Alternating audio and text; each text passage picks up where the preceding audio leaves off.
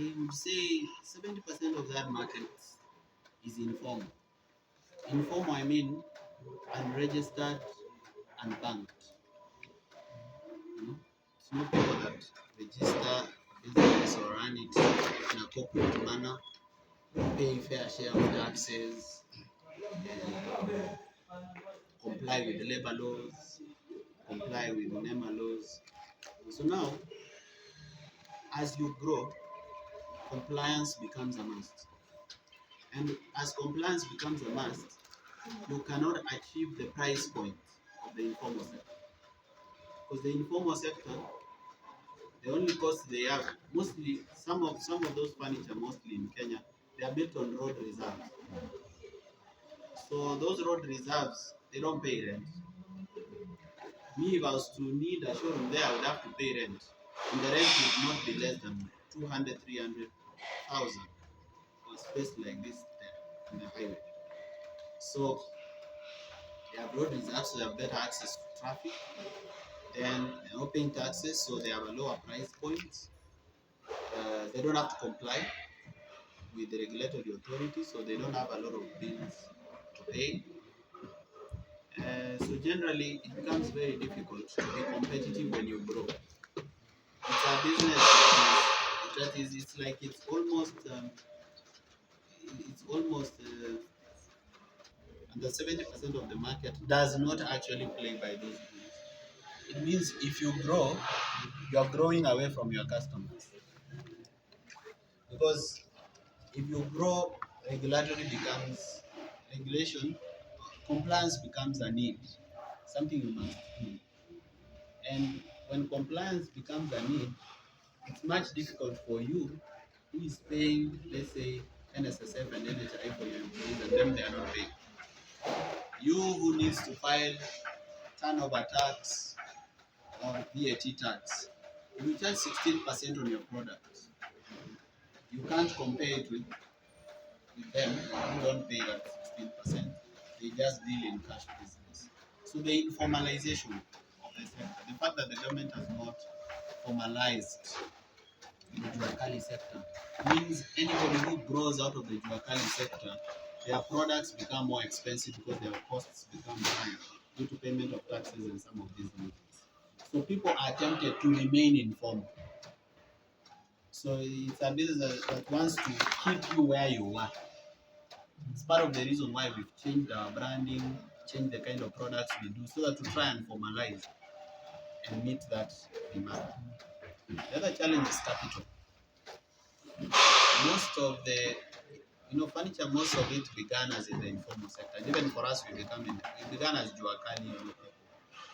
Juakali people are not banked. They don't have banking. And even if they have banking, they have credit. Their credit score is bad. So the bank is unwilling to extend to them capital leverage. And you don't have capital leverage, it becomes very difficult to expand, to increase stock, to get more machines, and so on and so forth.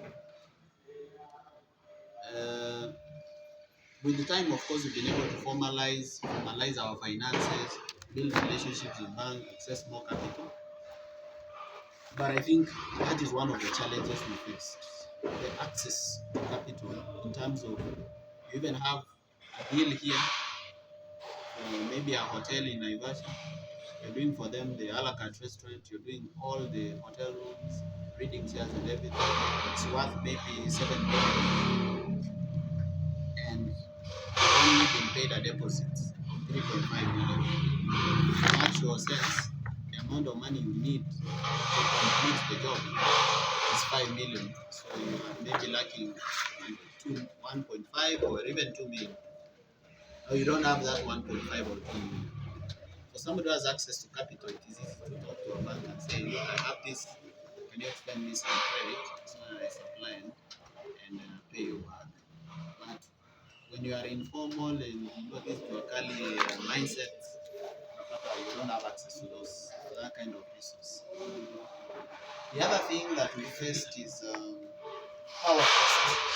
The cost of power. It's very expensive. The Kenya Power and Lightning Company has something they call tariffs.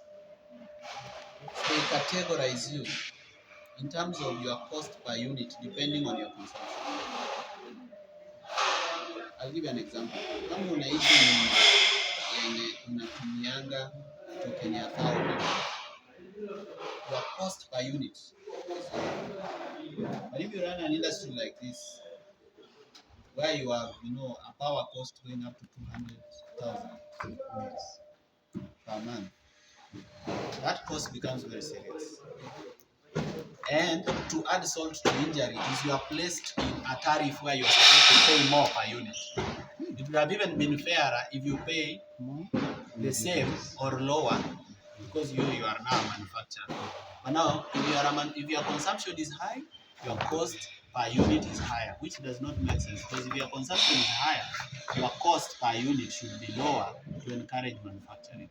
So cost of power is very serious. And even if you try to replace it with solar, there are things that are irreplaceable with solar.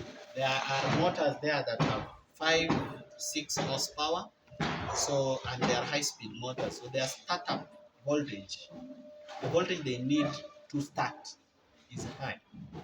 So that can only be done by electricity. It can't be done by solar power. The solar power only becomes now useful for lighting. Lighting, charging phones, and small things, but not running plant machinery. Plant machinery will probably have to use electricity. And also sometimes you find that where you are, the electricity that is there is single phase. And now you have motors that need to run on 10 phase power. So you either have to move the workshop because you're not going to bring 3 phase power on your own. You just have no option than to move the workshop to somewhere where there's 3 phase power accessible. So that's another challenge. We have the challenge of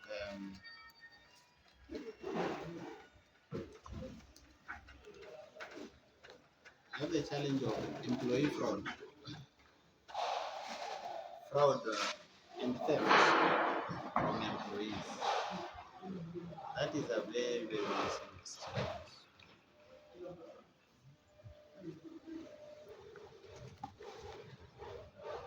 It's a serious challenge because, you see, when an employee takes money out of the company, they are taking away profits, basically.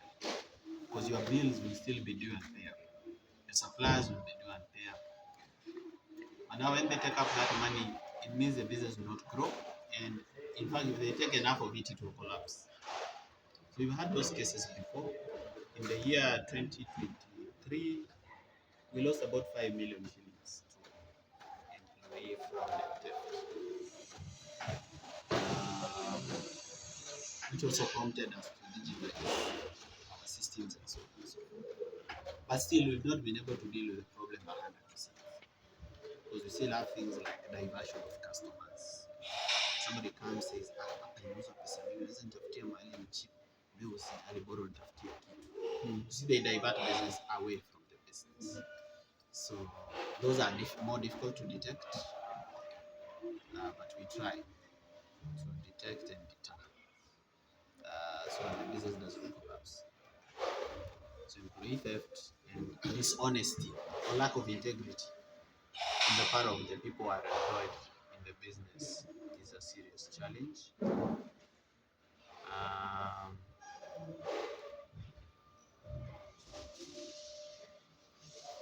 Bwana Morara, this is a problem I think I can notice a bit. Maybe 2 years ago, I saw your business also on the Uza Road on Benedicta also. Was it yours probably? Yeah.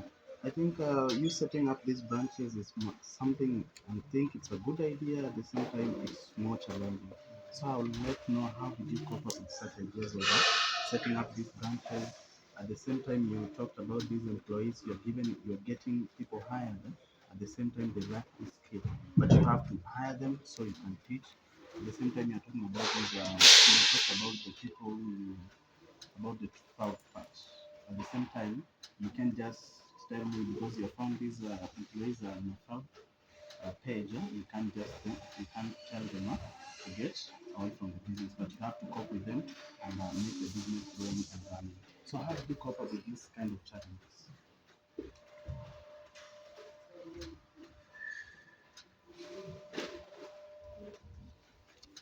Wait a minute. It's about you having to set up different branches to accommodate all the plants countrywide. And one of the branch I noticed is the one across the Vita Aerosol. And it's, I mean, it's close, right? So having seen that as one of the things you have to do, but it's also challenging. And also you talked about the challenge on the employees crowd. That's also a big challenge. But how do you cope up with this challenge? I'll tell you why. The reason for wanting to do branches is because of two reasons. One, there's a trust deficit in our country. Trust deficit that people dismiss things as mambo ya online. Yeah, very true. Mm. And then there's not been enough government effort to stop online farming. So many thousands, probably a million people have been conned online. Either their SIM swapped, their money stolen, or even furniture was never supplied and they paid a deposit. People have lost money. And those who have not lost have seen and heard stories of it. So because of that trust deficit, people have to see things physically before they buy them. Otherwise, e-commerce would be working very well if we had trust. But we don't have trust. So e-commerce becomes like a marketing site. Facebook does not become the place where you check out and pay. Or a website does not become a place where you check out and pay and just wait for it to deliver. It becomes a place where you just see, go through the different designs, then plan a day to visit physically. So that is what necessitates branches. But secondly, also, people have unique needs. And some of those unique needs, they can't maybe travel all the way here. And it's better when there is a branch close by where they can go and explain, I want this fabric, I want this way, this. But